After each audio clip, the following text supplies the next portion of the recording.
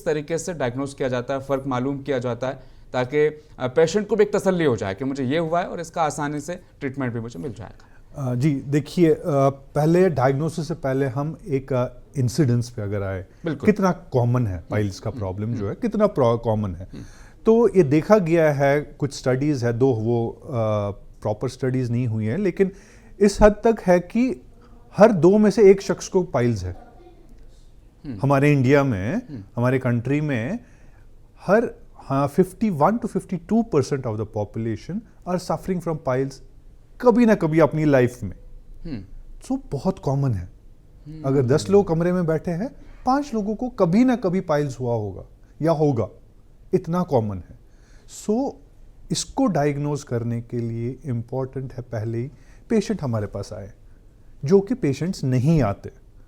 बहुत दफा क्या हो जाता है कि पेशेंट को प्रॉब्लम है, 2 दिन 4 दिन 5 दिन रहती है, फिर ठीक हो जाते हैं, ओके, उस सूरत में आने की ज़रूरत नहीं है। लेकिन अगर आपको प्रॉब्लम परसिस्टेंटली रह रही है, आपने लोकल दवाई भी ले ली कहीं से, थोड़ी कुछ दिन के लिए आराम मिला आपको, हफ्ता भर, 10 दिन 15 दिन 1 महीना आराम मिला, उसके बाद अगले महीने फिर से स्टार्ट हो रहा है।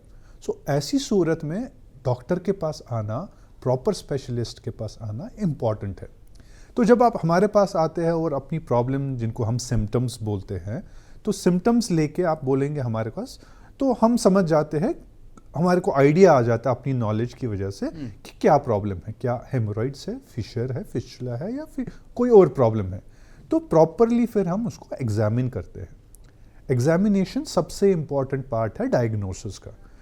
पाइल्स को डायग्नोज करने के लिए कोई हाई-फाई इन्वेस्टिगेशंस नहीं चाहिए। Simple clinical examination by an expert physician और a surgeon is enough to diagnose piles.